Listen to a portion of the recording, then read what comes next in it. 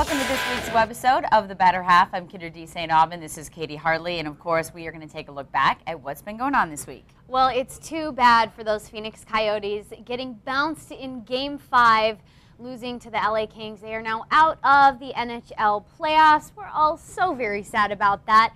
But Kyndra, what do you think is next for the Phoenix Coyotes? Well, I think I got a really good vibe in the locker room after the game. Of course, they were very upset and frustrated about the Game 5 loss and kind of the way it ended with the officiating and whatnot. But I think I got a really good feeling because it was like not that hopeless feeling like this is the only time we're going to get here, we're never going to get here again, and we blew it. It was like, hey, we're ready for next year, we're focused on next year. Dave Tippett said the same thing. We're ready for next year, and we're moving on, and I think they're going to come back even stronger next year. Well, and they need to get their owner situation figured out. I feel like there's a timetable on this. Their current situation, I don't think will work next season.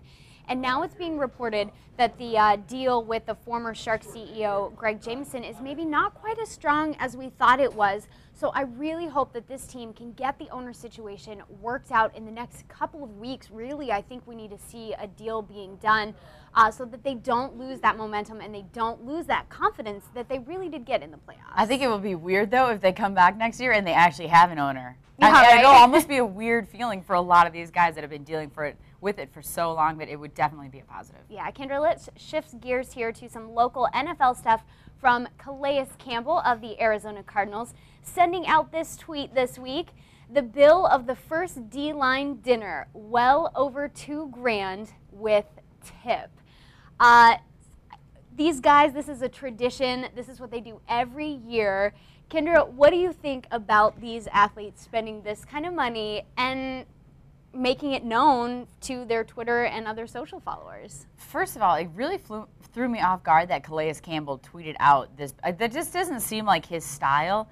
I could totally see him saying, hey, just got done with my first D-line dinner, you know, signed his big contract, 5 years, you know, $30 million, whatever, guaranteed. I could see him tweeting out that he took his boys out to dinner and was paying back the D-line. But I was shocked to a certain degree that he actually tweeted out the bill. That just doesn't seem like his style. But I mean, you know what? It always makes me mad, and I get kind of fired up about it, that these guys spend this kind of money and blow this kind of money when people are struggling and having challenges of their own. But at the same time, it's like, what are you going to do? You know what I mean? There's just nothing you can do about it. I mean, I guess it's better than having 5 cars that are worth $300,000 a piece. Right. So, well, it's their money. It's their money. They worked for it, and they're entitled to do whatever they want with that money. And I don't think that it's really up to us to judge them what they do with that money. However, for them to kind of show off in this way, I really feel like it's just a little extravagant, and I think it takes it over the top by tweeting out a picture of the bill. Like, we all know you guys do this, and it's a tradition, but you know, you don't have to go that far with it. I did think it was interesting that we noticed this earlier, is that notice there was not one beverage on that bill. Yeah. So I guarantee there was probably some sort of alcoholic beverages involved, not even a cherry Coke on there. Right. You know, what were they drinking? So I guarantee that bill was probably a lot higher if they split that up. Well, and the official Cardinals Twitter account retweeted it and said, look at that leadership on display. I found it interesting that John Skelton tweeted back, how is that leadership more like reckless spending? So we did have some other athletes weighing in on that, but a different kind of football story. We heard a 17-year-old high school kid from Fort Myers, Florida, had his diploma withheld for Tebowing on stage before his graduation. A lot of controversy here. Which is stupid. I mean, first of all, the fact that a 17-year-old that gets his diploma, goes to high school, finishes, does all the things right, decides to Tebow on stage for 2 seconds before picking up his diploma, and they won't give it to him is so ridiculous. I mean, why not focus on the positive? You know, first of all, he's displaying a positive role model in Tim Tebow, a good guy, and it's Tebowing for 2 seconds. Are there not worse things that your kids could be doing? And let's not forget that he's graduating, which means he was attending school and he was a good student. Well, this gives the kids too much credit. By giving a punishment like this, it takes it too far. It's, you know, the argument was, well, it's setting a precedent, and we don't want kids to think that they can go up there and goof off before graduation. Guess what?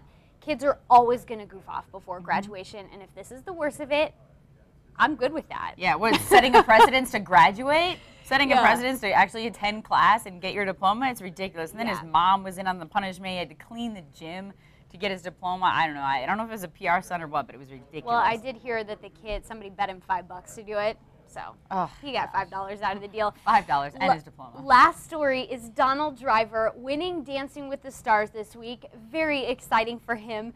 However, afterward he was interviewed and he said that winning the Mirror Ball Trophy is like winning the Super Bowl.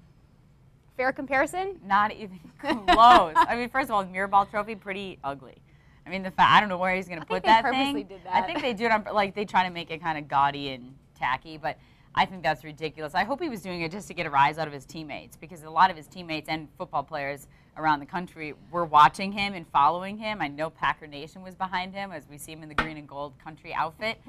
But, I mean, I hope he did it just to get a rise out of them, because comparing that is ridiculous. Well, this is the Super Bowl of dancing, so I think it's a completely legit comparison. Congratulations again to you, Donald. Kyndra, we are out of time. Until next week, you can follow her on Twitter at Kyndra620. You can follow me at FunKatie620, and we'll see you next week for another webisode of The Better Half.